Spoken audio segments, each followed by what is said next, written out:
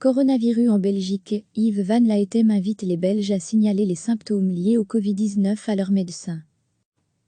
Alors que la Belgique vient de passer le cap des 9000 décès liés au coronavirus ce samedi, Yves Van Laetem, le porte-parole du Centre interfédéral contre le Covid-19, était l'invité du JT de 13h de la RTBF.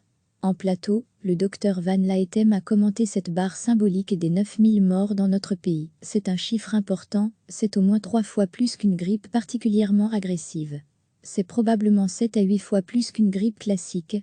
La Belgique est pratiquement le seul pays où l'on a des chiffres exacts malgré ce chiffre important et un classement mondial du nombre de morts, où la Belgique pointe en 7e position malgré sa petite taille. Yves Van Laetem veut le relativiser. La Belgique est pratiquement le seul pays où l'on a des chiffres exacts, c'est-à-dire à avoir des chiffres qui reflètent ce que l'on appelle la surmortalité. On sait qu'à toute période de l'année il y a une certaine mortalité dans la population, tous les pays ont vu qu'il y avait plus de morts que normalement à cause du Covid, et si on fait la différence entre ce total de morts et le nombre de morts Covid déclarés, eh bien pour la Belgique ça tombe exactement au même chiffre.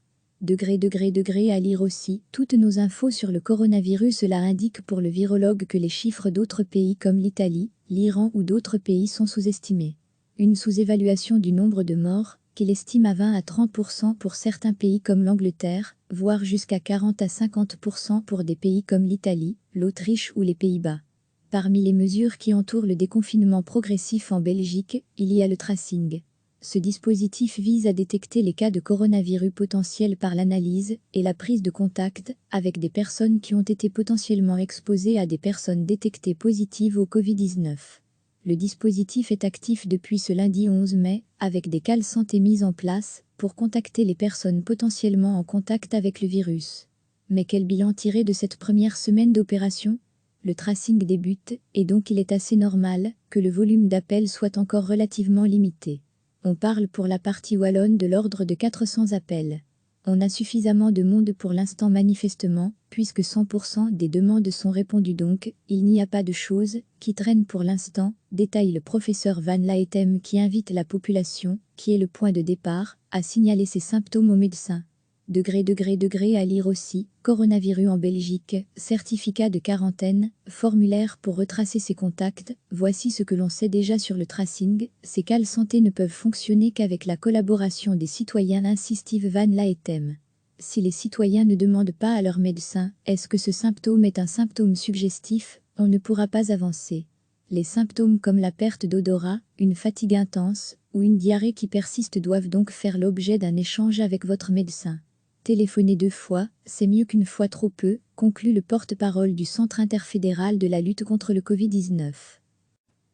Alors que la Belgique vient de passer le cap des 9000 décès liés au coronavirus ce samedi, Yves Van Laetem, le porte-parole du Centre interfédéral contre le Covid-19, était l'invité du JT de 13h de la RTBF. En plateau, le docteur Van Laetem a commenté cette barre symbolique des 9000 morts dans notre pays. C'est un chiffre important, c'est au moins 3 fois plus qu'une grippe particulièrement agressive. C'est probablement 7 à 8 fois plus qu'une grippe classique. La Belgique est pratiquement le seul pays où l'on a des chiffres exacts malgré ce chiffre important et un classement mondial du nombre de morts, où la Belgique pointe en 7e position malgré sa petite taille. Yves Van Laetem veut le relativiser. La Belgique est pratiquement le seul pays où l'on a des chiffres exacts, c'est-à-dire à avoir des chiffres qui reflètent ce que l'on appelle la surmortalité. On sait qu'à toute période de l'année il y a une certaine mortalité dans la population, tous les pays ont vu qu'il y avait plus de morts que normalement à cause du Covid, et si on fait la différence entre ce total de morts et le nombre de morts Covid déclarés, eh bien pour la Belgique ça tombe exactement au même chiffre. À lire aussi, toutes nos infos sur le coronavirus. Cela indique pour le virologue que les chiffres d'autres pays comme l'Italie, l'Iran ou d'autres pays sont sous-estimés.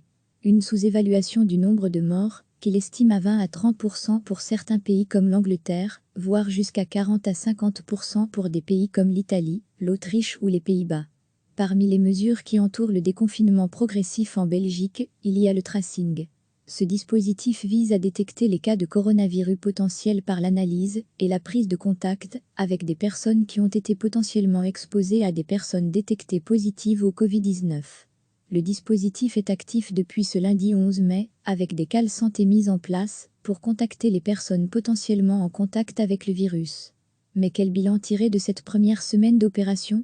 Le tracing débute, et donc il est assez normal que le volume d'appels soit encore relativement limité. On parle pour la partie wallonne de l'ordre de 400 appels. On a suffisamment de monde pour l'instant manifestement, puisque 100% des demandes sont répondues donc, il n'y a pas de choses qui traînent pour l'instant, détaille le professeur Van Laetem qui invite la population, qui est le point de départ, à signaler ses symptômes au médecin. Degré à lire aussi, coronavirus en Belgique, certificat de quarantaine, formulaire pour retracer ses contacts, voici ce que l'on sait déjà sur le tracing, ces cales santé ne peuvent fonctionner qu'avec la collaboration des citoyens, insiste Van Laetem.